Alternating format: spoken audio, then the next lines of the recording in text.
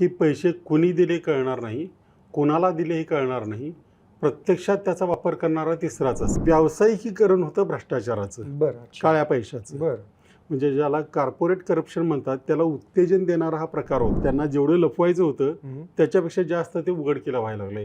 हा करप्शनचा एक भाग झाला. इतरही प्रकार आहेत, परंतु हे सगळ्यात जास्त महत्त्वाचं अशासाठी होतं की याच्यामध्ये सगळीच गोपनीयता होती. जर तुम्ही सगळं काम चांगलं करताय तर मग कुणी पैसे दिले गोपनीय का? खासदाराने एखाद्याकडून पैसे घ्यायला सांगितले किंवा इथं भरायला सांगितले तर त्याचं नाव गोपनीय कशाला पाहिजे? नक्की हे इलेक्ट्रॉल बॉन्ड काय आहेत आणि नक्की त्याचा फायदा कोणाला झालेला आहे? इलेक्ट्रॉल बॉन्डची भानगड अशी आहे की पैसे कुणी दिले कळणार नाही, कोणाला दिले हे कळणार नाही. प्रत्यक्षात त्याचा वापर करणारा तिसराच असेल. बरं. म्हणजे समजा मी रोख रक्कम घेऊन इलेक्ट्रॉनिक बॉन्ड घेतले तर बँकेत नोंद असेल SBI मध्ये माझ्या नावाची, बरं. परंतु मी तुम्हाला दिले आणि तुम्ही आणखी तिसऱ्याला दिले, तिसऱ्याने तिथे दिले तर तिथं मात्र नोंद काही नसेल. बरं. ओके. म्हणजे प्रत्यक्षात त्या पैशाचं मूळ कुठे आहे हे कुणाला समजू नये. म्हणजे बँकेला माहिती असते SBIला आणि मग ओघाने शासनालाही माहिती असते, पण बाकी कुणालाही कळू नये. एक प्रकारे हे व्यावसायिकीकरण होतं भ्रष्टाचाराचं, काळ्या पैशाचं.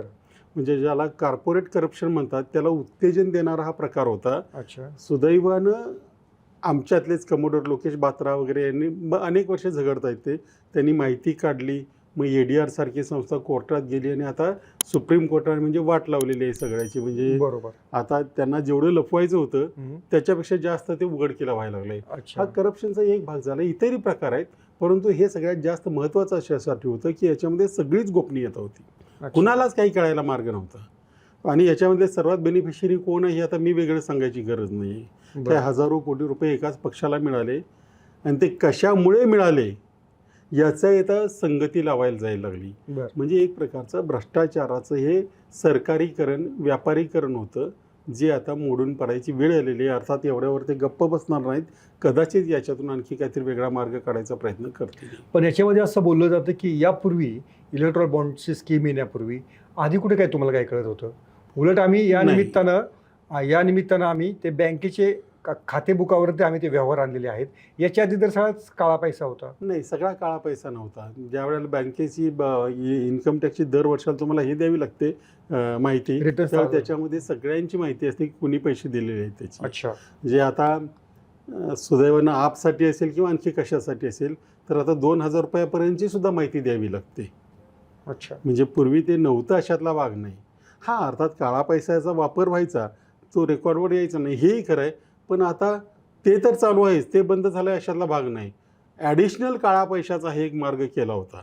म्हणजे हे इलेक्ट्रॉनिक बॉन्ड चालू केले म्हणून काळा पैशाचा इतर व्यवहार होत नव्हता असं नाही आहे.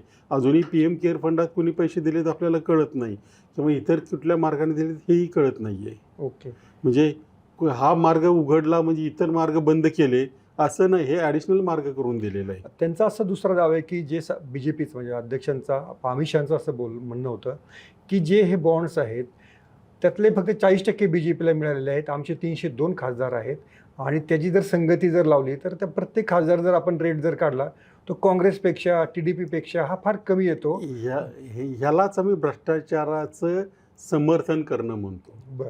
तुमचे जास्त खासदार आहेत म्हणून त्यांनी जास्त खंडणी गोळा करावी असं नाही आहे. उलट जास्त खासदार आहेत तर त्यांच्याकडे शासनाचा पैसा खर्च करण्यासाठी, योग्य मुद्द्यांसाठी पैसा भरपूर आहे. त्या प्रमाणामध्ये त्यांना जे काही वार्षिक, मासिक जे काही दिलं जातं खर्चासाठी रक्कम, त्या काही कोटीमध्ये असतात. मग असं असताना हा पैसा कशासाठी लागतो आणि हा पैशासाठी कशासाठी खर्च केला जातो आहे? तर 40% ही अमाऊंट छोटी नाही आहे. म्हणजे एकट्या इलेक्ट्रॉल बॉन्ड्समध्ये 20,000 पैकी 6-7 कोटी भाजपला मिळालेत. पण त्यांचं म्हणजे आमच्या संख्येच्या तुलनेत इतरांपेक्षा कमी जाईल आम्हाला. म्हणजे जेवढी संख्या जास्त तेवढी खंडणी जास्त, असाच त्याचा अर्थ आहे. ओके. हे कशासाठी मागितले त्यांनी? बरं, मागितलेही मान्य करते, आमच्या एवढ्या 302 खासदारांनी मागितले. मग खासदारांनी कशासाठी मागितले आणि दिले त्यांचे नावं गोपनीय का? जर तुम्ही सगळं काम चांगलं करताय तर मग कुणी पैसे दिले गोपनीय का? खासदाराने एखाद्याकडून पैसे घ्यायला सांगितले किंवा इथं भरायला सांगितले तर त्याचं नाव गोपनीय कशाला पाहिजे? बरं, या सगळ्यांनी जे पैसे दिलेले आहेत त्याच्यातल्या जवळपास ज्या 40% पैकी 35% तर डायरेक्ट ईडी CBI आणि IT संबंध निघत आहेत. त्या धाडी पडल्यानंतरच त्यांना सवलती दिल्या गेलेल्या आहेत. म्हणजे इलेक्ट्रॉल बॉन्ड घेतलेले आहेत. हे काय सुचवतं? म्हणजे आता त्यांना समर्थनासाठी काही राहिलं नाही, म्हणून मग आमचे जेवढे खासदार तेवढे जास्त खंडणी, अशा प्रकारचं काहीतरी चाललेलं आहे. ही कबुली आहे खंडणीची.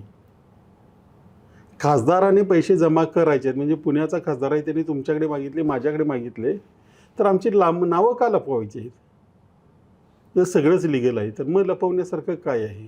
अच्छा. आणि तुम्ही पार्टी विथ द डिफरन्स म्हणून आलात. तुम्ही तर उलट हे सगळे जो कुठला पैसा येतो तो उघड व्हावा हा तुमची प्रयत्न असायला पाहिजे. उलट तुम्ही गोपनीयतेचं समर्थन करताय. ओके. पण हे जेव्हा बॉन्ड्स ज्या कंपन्या विकत घेतात, त्या एखाद्या पक्षाला देतात, तर याच्यामध्ये कंपनी देते आहे, तर याच्यामध्ये ब्लॅक मनी कसा उगम होतो ते जर मला हे सांगतो. समजा मी बॉन्ड खरेदी केले, त्या बॉन्डवर नाव नाहीये, हो, माझ्याकडचा पैसा मीच तिथं भरला याचं काही गॅरंटी नाहीये. बरं. मी ते बॉन्ड तुम्हाला दिले, तुम्ही त्यांना दिले, आणि त्यांनी ते जाऊन त्या पक्षाला दिले, तर मूळ देणगीदार आहे त्याचा कुठंच काही संबंध येत नाही. म्हणजे आता जे उघडकीस येतंय सॅन्टियागो मार्टिन, त्यांची लॉटरी कंपनी आहे, उत्पन्न किती, त्याच्या किती पट ते देणगी देत आहे त्याचा काही संबंध नाही. ज्यांचं उत्पन्न नाही त्यांनी सुद्धा 200-200, 400 कोटी रुपयाच्या देणग्या दिल्यात. त्यांच्याकडे पैसे आले कुठून? आता उलट शासनाने असं म्हणायला पाहिजे की आम्ही ज्यांचं उत्पन्न नाही, ज्यांच्याकडे काही इन्कम सोर्स नाही, त्यांनी एवढ्या मोठ्या देणग्या दिल्या कशा याची आम्ही चौकशी करू. हे आम्हाला शासनाकडून अपेक्षित आहे. ह्याला ट्रान्सपरन्सी म्हणता येईल, याला प्रामाणिकपणा म्हणता येईल. तुम्ही नाही कुणाचीच माहितीच जाहीर करू नका म्हणताय, तिथंच संशयाला आणि खात्रीला जागा आहे. बरं.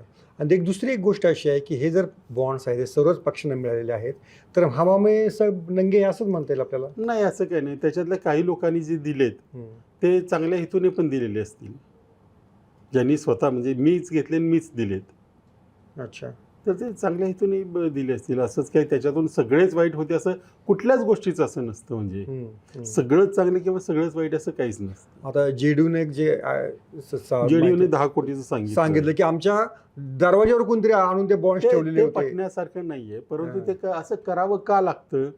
तर शासनाची जी नियत आहे त्याच्यावर लोकांचा विश्वास नाही. म्हणजे आपण सुद्धा देणगीदारांची नावं नाही जाहीर केलेली. आम्ही आधी ती वेबसाईटवर टाकायचो. बरं. पण ती बंद का करावी लागली? तर जे देणगीदार आहेत त्यांना त्रास द्यायला लागले हे लोक, म्हणून जाहीर केले नाहीत. आता सगळेच उघड होतील कदाचित. आजच निर्णय सुप्रीम कोर्टाचा येणं अपेक्षित आहे.